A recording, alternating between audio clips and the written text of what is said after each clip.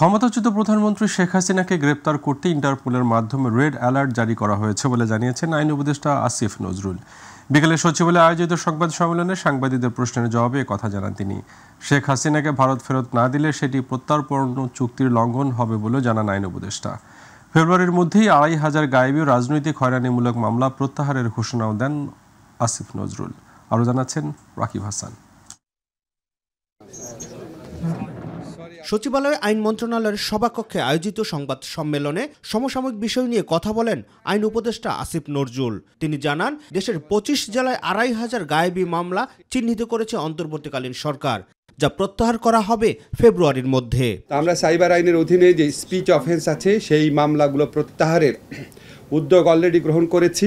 আমরা ইতিমধ্যে ২৫টি জেলায় ২৫০০-এর বেশি মামলাকে গায়েবী মামলা হিসাবে আইডেন্টিফাই করতে পেরেছি। আগামী ৭ দিনের মধ্যে মামলাগুলো প্রত্যাহার করার উদ্যোগ নেওয়া হবে। আপনাদেরকে এটুকু শুধু বলতে চাই যে এই ২৫০০-এরও বেশি যে মামলা আছে, এখানে লক্ষ লক্ষ আসামি আছে এবং এটা এক্সস্টিভ নাম্বার না। আরও অনেক জেলাতে আরও অনেক মামলা আছে এবং ২৫টি জেলাতেও আরও মামলার খোঁজ খবর নেওয়া হচ্ছে।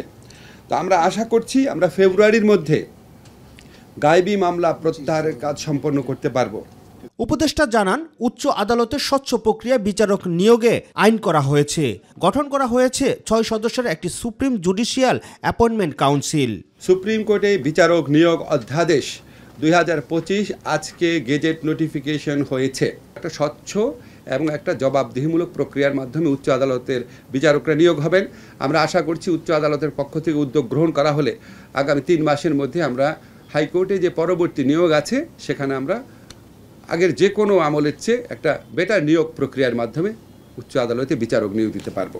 নির্বাচনের সাথে জুলাই আগস্টের বিচার কাজের কোনো বিরোধ নেই উল্লেখ করে বিচার কাজ দ্রুত করার জন্য প্রয়োজনে আন্তর্জাতিক অপরাধ ট্রাইব্যুনালের ২য় শাখা স্থাপন করা হবে বলেও জানান তিনি। নির্বাচনের সাথে বিচারের কোনো রকম বিরোধ নাই। বিচার প্রক্রিয়া অলরেডি শুরু হয়েছে, পূর্ণ গতিতে এই বিচার চলছে। বিচারের গতি নিয়ে আমরা যথেষ্ট সন্তুষ্ট। আমরা যদি বিচার আরও দ্রুত করতে হয়, আমাদের এমনও প্ল্যান আছে, আমরা আন্তর্জাতিক অপরাধ আদালতের ২য় শাখা, যেটা সেকেন্ড আরেকটা আদালত গঠন করব। শেখ হাসিনাকে দেশে ফেরত আনার বিষয়ে সাংবাদিকদের প্রশ্নের জবাবে আইন উপদেষ্টা জানান, এরই মধ্যে ইন্টারপোলের মাধ্যমে রেড অ্যালার্ট জারি করা হয়েছে। এটা আমরা প্রত্যর্পণের জন্য চিঠি লিখেছি। চিঠি লেখার পর ভারত যদি শেখ হাসিনাকে প্রত্যর্পণ না করে, তাহলে এটা বাংলাদেশের সাথে ভারতের যে প্রত্যর্পণ চুক্তি সেটা সুস্পষ্ট লঙ্ঘন হবে। সেটা আমরা সেই ব্যাপারে আমরা বিশ্ব সমাজে কি পদক্ষেপ নেব সেটা আমাদের পররাষ্ট্র মন্ত্রণালয়ের মাধ্যমে ঠিক করা হবে। আর হচ্ছে আমরা রেড অ্যালার্ট জারি করা হয়েছে ইন্টারপোলের মাধ্যমে। রাকিব হাসান, মাইটিভি, ঢাকা। স্পেসিফিক তথ্য নাই তো এটা আমরা নির্বাচন সংস্কার কমিশনের প্রধান ডক্টর বদিউল আলম মজুমদার বলেছেন, যারা আন্দোলনে ছাত্র জনতাকে খুনের মতো গুরুতর অপরাধ করেছে, জনগণ চায় না তারা ক্ষমতায় আসুক। বলেন, আন্তর্জাতিক অপরাধ ট্রাইব্যুনাল বা বিচারিক আদালতে দোষী সাব্যস্ত হয়েছে এমন কেউ যেন নির্বাচনে অংশ নিতে না পারে, সেই সুপারিশ করা হয়েছে। সকালে নির্বাচন কমিশনে RFED টকে এ কথা বলেন ডক্টর বদিউল আলম মজুমদার। তিনি বলেন, নির্বাচনী অঙ্গনকে দুর্বৃত্ত মুক্ত ও পরিচ্ছন্ন রাখার সুপারিশ করা হয়েছে। আবু সাইদ অপু রিপোর্ট। নির্বাচন সম্পর্কে শুধু জুলাই আগস্টের আন্দোলনে নির্বিচারে হত্যা করা হয়েছে প্রায় ১৫০০-এরও বেশি মানুষকে, আর আহত হয়েছে কয়েক হাজার। তার আগে বিগত ১৬ বছরে গুম, খুন ও বিচার বহির্ভূত হত্যাকাণ্ড। আগামী নির্বাচনে আওয়ামী লীগ অংশ নিতে পারবে কিনা সে প্রশ্ন এখন জনমনে। নির্বাচন কমিশন বিডে কর্মরত সাংবাদিকদের সংগঠন আয়োজিত RFED টকে সাংবাদিকদের মুখোমুখি হন নির্বাচন ব্যবস্থা সংস্কার কমিশনের প্রধান বদিউল আলম মজুমদার। তিনি বলেন, গুম, খুন সহ যারা গুরুতর মানবতা বিরোধী অপরাধের সাথে যুক্ত ছিলেন তারা যেন নির্বাচনে অংশগ্রহণ করতে না পারে, সেই সুপারিশ করা হয়েছে সংস্কার কমিশনের পক্ষ থেকে। আমরা যেটা করার চেষ্টা করেছি মোটা দাগে, সেটা হলো আমরা আমাদের নির্বাচনী অঙ্গনকে দুর্বৃত্তমুক্ত পরিচ্ছন্ন করার চেষ্টা করেছি। আমরা সুস্পষ্টভাবে অনেকগুলো প্রস্তাব করেছি, যেমন আমরা যারা ঘুরে ভয়াবহ ভূমিকা পালন করেছে তারা যেন নির্বাচনী অঙ্গন থেকে বিচারিত হয়। তিনি আরো বলেন, নির্দলীয়ভাবে স্থানীয় সরকার নির্বাচন চায় নির্বাচন ব্যবস্থা সংস্কার কমিশন। লেজুর ভিত্তিক ছাত্র শিক্ষক রাজনীতি ও রাজনৈতিক দলগুলোর বিদেশি শাখা বন্ধ সহ দলগুলোর অভ্যন্তরে গণতন্ত্র সুসংগত করা সহ নানা সুপারিশের কথা জানান তিনি। যে গত 3টা নির্বাচন কমিশন তাদের সাংবিধানিক দায়িত্ব পালনে তারা ব্যর্থ হয়েছে। সংবিধান আমাদেরকে ওই যে কোন একটা মাহমুদুর রহমানের বইতে আছে, আমাদের সংবিধান সুষ্ঠু নিরপেক্ষ নির্বাচনের বাইরে কোনো কিছুর কথা ওই যে আমাদের সংবিধানের আওতায় এটা ভাবাও যায় না। তো এই তারা সুষ্ঠু নিরপেক্ষ নির্বাচন করার ব্যাপারে ব্যর্থ হয়েছে এবং সুষ্ঠু নিরপেক্ষ নির্বাচন এবং গণতন্ত্র এটা আমাদের সংবিধানের মৌলিক কাঠামোর অংশ, বেসিক স্ট্রাকচার যেটাকে বলে। এবং একই সাথে তারা শপথ করেছে এবং শপথ ভঙ্গ করেছে। তো এই জন্য আমরা বলেছি একটা কমিশন গঠন করা। গেল 14, 18 এবং 24-এর নির্বাচন নিয়ে নির্বাচন কমিশন সাংবিধানিক যে দায়িত্ব পালনে ব্যর্থ হয়েছে তাদেরকে বিচারের আওতায় আনার জন্য তদন্ত কমিশনে সুপারিশ করেছে নির্বাচন ব্যবস্থা সংস্কার কমিশন। 2014, 2018, 2024-এর মতো ঘটনা ঘটে যে নির্বাচনটা সঠিক হবে না, এইরকম যদি সম্ভাবনা দেখা যায়, নির্বাচন কমিশন যেন রাষ্ট্রপতির মাধ্যমে সুপ্রিম কোর্টের আপিল বিভাগের তারা নির্দেশনা নিতে পারে, যাতে তারা ওই যে একটা বিতর্কিত নির্বাচন অনুষ্ঠান করে আমাদের গণতান্ত্রিক ব্যবস্থাটাকে ধ্বংস করে না দেয়। প্রার্থীরা তাদের প্রচারণায় কোনো পোস্টার ব্যবহার করতে পারবে না, এমন সুপারিশ করা হয়েছে সংস্কার কমিশন প্রধানের পক্ষ থেকে। সব সমস্যার সমাধান আমরা করতে পারবো না। অবুসেত অপু, মাইটিভি, ঢাকা। কিছুটা ভুল ত্রুটি থাকলেও অন্তর্বর্তী সরকারকে আরও কিছুদিন সময় দিতে চায় বিএনপি। দলটির মহাসচিব মির্জা ফখরুল ইসলাম আলমগীর জানান, অতি বিপ্লবী হয়ে দেশে নৈরাজ্য সৃষ্টি করা যাবে না। জাতীয় প্রেসক্লাবে জিয়া স্মৃতি পাঠাগারের যুগপূর্তি উপলক্ষে গ্রন্থ আড্ডায় এসব কথা জানান মির্জা ফখরুল।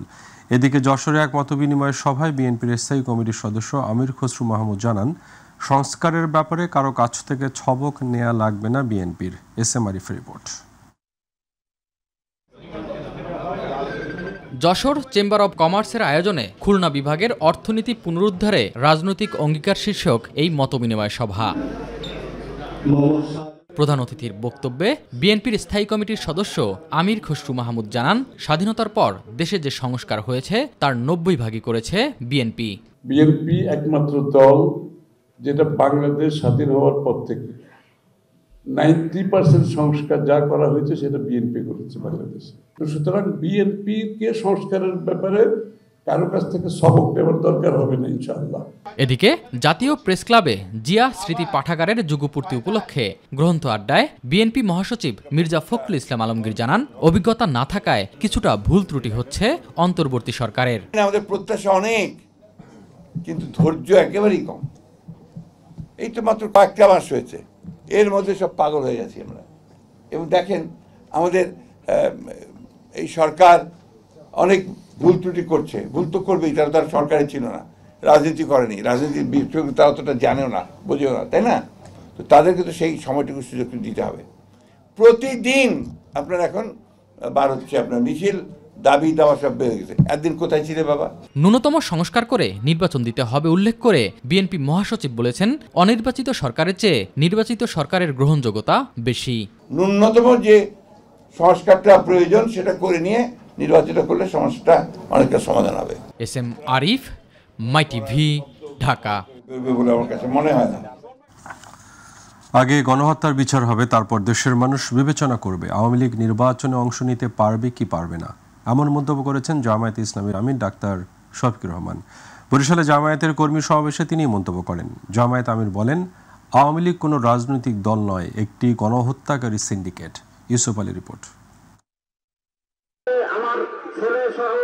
দীর্ঘ 2 যুগেরও বেশি সময় পরে বরিশালের হেমায়েত উদ্দিন ঈদগাহ ময়দানে কর্মী সমাবেশের আয়োজন করে জেলা জামাতে ইসলামী। সমাবেশে জামায়াতের আমির ডাক্তার শফিকুর রহমান বলেন, আওয়ামী লীগ রাজনীতির নামে যে অপকর্ম করেছে তার বিচার হতে হবে, তা না হলে আওয়ামী লীগ আবারও বেপরোয়া হয়ে উঠবে।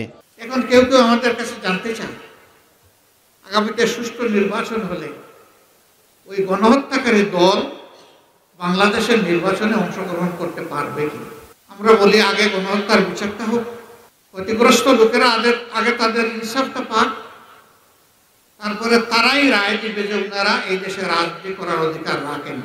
রাজনীতির নাম যদি গণহত্যা হয় তাহলে এমন দল বাংলাদেশের জনগণ বরদাস্ত করবে না। রাজনীতির নাম যদি জনকল্যাণ হয় তাহলে জনগণ যাকে পছন্দ করবে তাকে বরণ করে। বিগত সরকারের আমলে জামাতে ইসলামের নেতাকর্মীদের উপর নির্যাতনের চিত্র তুলে ধরে তিনি বলেন, সাহস থাকলে আওয়ামী লীগ নিজেদের নির্দোষ করবে। সবচেয়ে বেশি কষ্ট দেওয়া হয়েছে জামাতে ইসলাম, একে একে নেতৃবৃন্দকে ফাঁসি দেওয়া হয়েছে। কোরআনের পাকে দেলোয়ার হোসেন সাইদি রাহিমাহুল্লাহ সহ লোকগুলাকে মৃত্যুর দিকে ঠেলে দেওয়া হয়েছে। অসংখ্য লোককে গুম করা হয়েছে, পঙ্গু করা হয়েছে, ঘর বাড়ি বিধ্বস্ত করা হয়েছে। আমাদের সবগুলা অফিস তাদের পুরা সময় জুড়ে তালাবদ্ধ করে আমাদের নিবন্ধন কেড়ে নিয়েছে। শেষ পর্যন্ত দিশাহারা হয়ে রাজনৈতিক আত্মহত্যার 4 দিন আগে আমাদেরকে নিষিদ্ধ। আওয়ামী লীগ প্রমাণ করেছে তারা কোনো রাজনৈতিক দল নয়, বরঞ্চ গণহত্যাকারী একটা সিন্ডিকেট। আমরা যা বললাম আওয়ামী লীগ আদালতে গিয়ে তা প্রমাণ করুক যে আমাদের কথা সত্য না মিথ্যা। ইউসুফ আলী, মাই টিভি। নিম্নবিত্ত মানুষের জন্য ট্রাকে কম দামে পণ্য বিক্রির জন্য বিশেষ ওএমএস কার্যক্রম আপাতত বন্ধ করার সিদ্ধান্ত নিয়েছে সরকার। ক্রয় সংক্রান্ত উপদেষ্টা কমিটির বৈঠকে সিদ্ধান্ত হয়েছে বলে জানিয়েছেন অর্থ উপদেষ্টা সালেউদ্দিন আহমদ।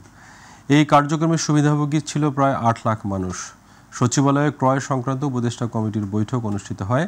এতে সভাপতিত্ব করেন অর্থ উপদেষ্টা বলেন, গত ডিসেম্বর পর্যন্ত বিশেষ ওএমএস এর সময়সীমা ছিল, সেটি আর না বাড়ানোর সিদ্ধান্ত হয়েছে। তিনি বলেন, কার্ডের মাধ্যমে সাশ্রয়ী মূল্যে দেয়া সাধারণ ওএমএস কার্যক্রম চলবে। ওএমএসটা আপনারা জানেন, আমরা খুব ইমার্জেন্সি বেসিসে এটা আমরা করেছিলাম। ওটাতে স্পেশাল টাকাও দেওয়া হয়েছে। ওটা সাকসেসফুলি ওটা ইমপ্লিমেন্ট করা গেছে ঢাকা এবং নারায়ণগঞ্জ জায়গায় প্রায় 8 লক্ষের বেশি লোক আমরা কাভার করেছি। আপাতত ডিসেম্বরে আমরা এটা স্থগিত করলাম। বিশ্ব অর্থনৈতিক ফোরাম WEF এর বার্ষিক বৈঠকে যোগ দিতে 4 দিনের সরকারি সফরে সুইজারল্যান্ডের দাভোসে পৌঁছেছেন প্রধান উপদেষ্টা অধ্যাপক ডক্টর মোহাম্মদ ইউনূস। সফরে প্রধান উপদেষ্টা সংযুক্ত আরব আমিরাতের প্রধানমন্ত্রী শেখ মোহাম্মদ বিন রশিদ আল মাকতুমের কন্যা Sheikh Latifa bint Mohammed bin Rashid Al Maktoum, German chancellor Olaf Scholz, ফিনল্যান্ডের প্রেসিডেন্ট আলেকজান্ডার স্টাব, বেলজিয়ামের রাজা ফিলিপ এবং থাই প্রধানমন্ত্রী পায়েংটন সিনাওয়াত্রার সঙ্গে বৈঠক করবেন। ওয়ার্ল্ড ইকোনমিক ফোরামে বাংলাদেশ নিয়ে একটি পৃথক সংলাপ অনুষ্ঠিত হবে, যেখানে ব্যবসায়ী নেতা এবং বিভিন্ন আন্তর্জাতিক সংস্থার প্রধান নির্বাহীরা যোগ দেবেন। চীনের পররাষ্ট্রমন্ত্রী ওয়াং ইর সঙ্গে বৈঠক করেছেন পররাষ্ট্র উপদেষ্টা মোহাম্মদ তৌহিদ হোসেন। মঙ্গলবার বেইজিংয়ে তারা এই দ্বিপক্ষীয় বৈঠকে বসেন। চীনের পররাষ্ট্রমন্ত্রী ওয়াং ইর আমন্ত্রণে সোমবার সেই দেশে সফরে যান পররাষ্ট্র উপদেষ্টা। পররাষ্ট্র উপদেষ্টার চীন সফরে বাংলাদেশ ও চীনের কূটনৈতিক সম্পর্কের 50 বছর পূর্তিতে বিভিন্ন কর্মসূচি নিয়ে আলোচনা হওয়ার কথা রয়েছে। পররাষ্ট্র উপদেষ্টা বেইজিং সফর শেষে সাংহাই যাবেন।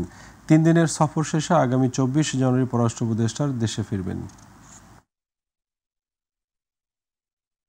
সৌদি আরবে প্রবেশ করতে কর্মীদের টিকা নিতে হবে না বলে জানিয়েছে প্রবাসী কল্যাণ মন্ত্রণালয়। শুধুমাত্র হজযাত্রী পর্যটকদের টিকা নিতে হবে বলে জানানো হয়েছে। সকালে প্রবাসী কল্যাণ ভবনে সৌদি প্রবাসীদের প্রতিনিধিদের সাথে বৈঠকে এই কথা জানানো হয়। এর আগে সৌদি প্রবাসী কর্মীদের টিকা দিতে হবে এজেন্সির এমন ঘোষণা নির্ধারিত হাসপাতালগুলোতে যান প্রবাসীরা। পরে টিকা না পেয়ে বিক্ষোভ করেন তারা। এই বিক্ষোভ নিয়ে প্রবাসী কল্যাণ ভবনের সামনে জড়ো হয় সৌদি গমনিচ্ছুরা। পরে বিক্ষোভকারীদের প্রতিনিধিদের সাথে বৈঠকে টিকার প্রয়োজন নেই এমন সিদ্ধান্ত জানানো হয়। আমাদের যে সমস্যা সমাধানের জন্য উপরে গেছিলাম আমরা, ঠিক আছে। এখানে আমরা যারা আসছি সবাই কিন্তু আমরা ভুল বুঝছি, ঠিক আছে। আমাদেরকে এজেন্সিগুলো ধোঁকা দিছে, এজেন্সিগুলো আমাদেরকে ভুল বুঝাইছে। এখানে ডাইরেক্ট আমাদের প্রবাসী কল্যাণ পরিষদের প্রেস যে সচিব আছে উনি আমাদেরকে ডাইরেক্ট বলছে, এখন পেপার সহ দিয়ে দিয়েছে। উনি বলছে যে আমাদের যে ভ্যাকসিন এটা শুধু হজ, উমরা এবং ভিজিট ভিসা যারা যাবে তারা, আমাদের কোনো ভ্যাকসিন লাগবে না। নারী ও শিশু নির্যাতন দমন ট্রাইব্যুনাল 5-এর উদ্যোগে ইউনিসেফ বাংলাদেশের সহায়তায় শিশু আইন 2013 বাস্তবায়নের লক্ষ্যে বিচার বিভাগ, পুলিশ ও অন্যান্য স্টেক হোল্ডারদের অংশগ্রহণে সমন্বয়ের সভায় সভাপতিত্ব করেন নারী ও শিশু নির্যাতন দমন ট্রাইব্যুনাল 5-এর শামসুল ইসলাম হৃদয়। জেলা জজ আদালতের হলরুমে অনুষ্ঠিত সভায় প্রধান অতিথি ছিলেন ঢাকার সিনিয়র জেলা ও দায়রা জজ হেলালুদ্দিন। বিশেষ অতিথি ছিলেন chief metropolitan magistrate Mostafizur Rahman. সভায় বাংলাদেশের শিশু সুরক্ষায় প্রধান আইন, যার অন্যতম উদ্দেশ্য হচ্ছে আইনের সাথে সংঘাতে জড়িত শিশু আইনের সংস্পর্শে আসা শিশু সুবাদে বঞ্চিত শিশু এবং শিশু যত্ন আইনানুগ পরিচর্যা ও সুরক্ষা নিশ্চয়তা বিধান করা। বক্তব্য রাখেন তাজুল ইসলাম সোহাগ, মাহবুল হক, জাকির হোসেন, শাহিন রেজা ও আব্দুল ওয়াহাব এবং ডিসি প্রসিকিউশন তারেক জুবায়ের। নারী ও শিশু নির্যাতন দমন ট্রাইব্যুনাল 5-এ 2023 সালে মামলা ছিল 1602টি, 2024 সালে মামলা দায়ের হয়েছে 540টি এবং একই বছর নিষ্পত্তি হয়েছে 739টি। 2024 সালে মামলা নিষ্পত্তি হয়েছে 140 ভাগ। আরো অন্যান্য পদ্ধতি আছে, এখানে বিকল্প ব্যবস্থার কথা বলা হয়েছে। এগুলি যদি আগে তাকে কোর্টে পাঠানোর আগে যদি ব্যবস্থাগুলি নেওয়া যায়, তাহলে এই কোর্টের প্রতি যে একটা মানে ভয়, কোর্টে আসলে যে একটা শিশুর মনে একটা দাগ কেটে যায়, এইটা হয়তো তার থাকে না। আমরা যদি সামান্য একটা ভুলের কারণে যদি কোনো একটা অপরাধ জড়িয়ে যদি আমাদের জীবনটা নষ্ট হয়ে যেত এবং সেটা যদি কোনো একটা প্রসিডিংসের কারণে অথবা যদি একটা সিস্টেমের কারণে, তাহলে তো আমরা জায়গায় আসতে পারতাম না। আমরা প্রতিশ্রুতি দিচ্ছি আদালতের পক্ষ থেকে শিশু আইন বাস্তবায়নে এবং শিশুদের যে আইনি অধিকার এটা প্রতিষ্ঠায় আমরা সর্বাত্মক চেষ্টা, আমাদের আন্তরিকতা সেটা থাকবে। এবার মাই টিভি বিশেষ।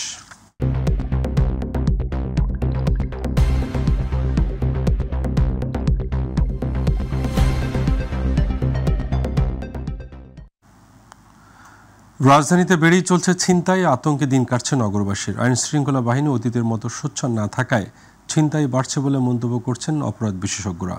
আর পুলিশ বলছে ছিনতাই বন্ধে নানা উদ্যোগ নেওয়া হয়েছে। দেশের প্রেক্ষাপট পরিবর্তনের পর থেকে পুলিশের হিসাবে প্রতি মাসে 2 থেকে 3 গুণ হারে ছিনতাই বেড়েই চলেছে। পরিস্থিতি নিয়ন্ত্রণে সমন্বিত উদ্যোগের তাগিদ দিয়েছেন বিশ্লেষকরা। সাইদুর রহমান আবিরের রিপোর্ট। সরকার পরিবর্তনের পরে নতুন সরকারের সামনে যেসব বিষয় চ্যালেঞ্জ হিসেবে আসে, তার মধ্যে অন্যতম ছিল আইন শৃঙ্খলা রক্ষা। ছাত্র জনতার গণঅভ্যুত্থানের পর পুলিশের কঠোর অবস্থান না থাকায় এর সুযোগ নিয়ে তখনই শুরু হয় চুরি, ছিনতাই এবং ডাকাতির মতো ঘটনা। বড় ধরনের ডাকাতি সময়ের সাথে সাথে নিয়ন্ত্রণ করা গেলেও বাড়ছে ছিনতাইয়ের মতো ঘটনা। এর ফলে দিনে দুপুরে রাজধানীতে ছিনতাইয়ের শিকার হচ্ছেন সাধারণ মানুষ। সিসিটিভির এসব ফুটেজগুলো প্রমাণ করে দেয় কতটা বেপরোয়া ও মারমুখী ছিনতাইকারীরা। আইন শৃঙ্খলা পরিস্থিতি স্বাভাবিক করার প্রশ্নে যতটুকু ঘাটতি আছে, সেই ঘাটতিটুকুকেই অপরাধীরা পুঁজি করে নানা ধরনের অপরাধ করছে। এই অপরাধকে দমন করা অথবা এটাকে নিয়ন্ত্রণ করার প্রশ্নে আইন শৃঙ্খলা বাহিনী আগে যে সোচ্চারভাবে ভূমিকা রেখেছে, সেই সোচ্চারতা আমরা এখন লক্ষ্য করছি না। এমন পরিস্থিতিতে প্রয়োজনীয় কি উদ্যোগ নিয়েছে ঢাকা মেট্রোপলিটন পুলিশ, তা জানতে কথা হয় ডিএমপির এই কর্মকর্তার সাথে। দাবি করেন নিয়ন্ত্রণে আসা শুরু করছে ছিনতাইয়ের ঘটনা। যারা বিভিন্ন এলাকার চিহ্নিত ছিনতাইকারী, তাদেরকে গ্রেফতারের মাধ্যমে আইনের আওতায় নিয়ে আসা। এর বাইরে আমরা ছিনতাই প্রতিরোধের জন্য আমাদের যে নিয়মিত টহল কার্যক্রম ছিল, সেটাকে আরও জোরদার করেছি। আমরা বিভিন্ন গুরুত্বপূর্ণ স্থানে চেকপোস্ট বসিয়েছি এবং গোয়েন্দা নজরদারি বৃদ্ধি করেছি। যারা বিভিন্ন পেশাদার ছিনতাইকারী ছিল, এই সংশ্লিষ্ট কাজে যারা দীর্ঘদিন ধরে জড়িত ছিল, তাদেরকে আইনের আওতায় নিয়ে আসছে। ছিনতাই বন্ধ করার পাশাপাশি সমন্বিত উদ্যোগের পরামর্শ দেন অপরাধ বিশ্লেষকরা। সহমত পুলিশের। গেলে শুধু আইন শৃঙ্খলা বাহিনীর একার পক্ষে এটাকে নিয়ন্ত্রণ করা সম্ভব হবে না। সেক্ষেত্রে ক্লিন ইমেজের যে সমস্ত নেতা কর্মীরা আছেন, এদেরকে সম্পৃক্ত করার চেষ্টা করতে হবে। আমাদের এলাকাগুলোতে যে সামাজিক এবং সাংস্কৃতিক যে সংগঠনগুলো আছে, একটা কণ্ঠস্বর তৈরি করা, যার মধ্য দিয়ে এই চুরি ছিনতাইয়ের সাথে যারা জড়িত, এদের মধ্যে একটা সতর্ক অবস্থা তৈরি হয়। চুরি ছিনতাই যারা করেন, তার অর্থের ভোগটা তারাই করেন, ব্যাপারটা এরকম নেই। পেছনের পৃষ্ঠপোষক আছে, তাদেরকে সহযোগিতা করেন এবং এই অভিযোগ যাদের বিরুদ্ধে আছে, তাদের বিরুদ্ধে আইনগত ব্যবস্থা গ্রহণ করতে না পারলে, মানে দৃষ্টান্তমূলক সাজার ব্যবস্থা রেখে প্রতিরোধ কর্মসূচি যখন জোরালো হবে, তখন এটাকে অনেকটাই নিয়ন্ত্রণ করা সম্ভব। এই ট্রেন্ডটা যদি অব্যাহত থাকে, যারা পেশাগত ছিনতাইকারী রয়েছে, তারা কোনোভাবেই এসব কাজে জড়িত হওয়ার সুযোগ পাবে না। আমরা চেষ্টা করছি একটা সামগ্রিক ব্যবস্থাপনার মাধ্যমে ছিনতাই বা এরকম অপরাধ সমূহ কমিয়ে আনা এবং নিয়ন্ত্রণে রাখার জন্য। সেপ্টেম্বর থেকে খুব বেপরোয়া গতিতে বাড়তে থাকে ছিনতাই। খুব দ্রুত এমন পরিস্থিতির অবসান ঘটবে এবং স্বস্তি পাবে নগরবাসী, আশ্বাস আইন শৃঙ্খলা বাহিনীর। অক্টোবর মাসে 98 জন ছিনতাইকারীকে আমরা গ্রেপ্তার করতে সক্ষম হই। নভেম্বর মাসে সেটা 148 জন ছিল। ডিসেম্বর মাসে ছিল 564 জন এবং জানুয়ারিতে ইতিমধ্যে প্রায় সংখ্যা 400 জনের উপরে চলে গেছে। সাইদুর রহমান আবির, মাই টিভি, ঢাকা।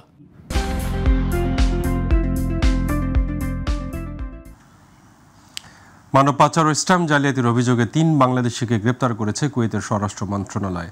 কুয়েত প্রতিনিধি আল আমিন জানান, রেসিডেন্সি জেনারেল ডিপার্টমেন্টের মাধ্যমে মানব পাচারে জড়িত 2 বাংলাদেশি নাগরিককে গ্রেপ্তারের পাশাপাশি সরকারি ইলেকট্রনিক পেমেন্ট সিস্টেমের স্ট্যাম্প জাল করার অভিযোগে আরও একজন বাংলাদেশিকে গ্রেপ্তার করা হয়েছে।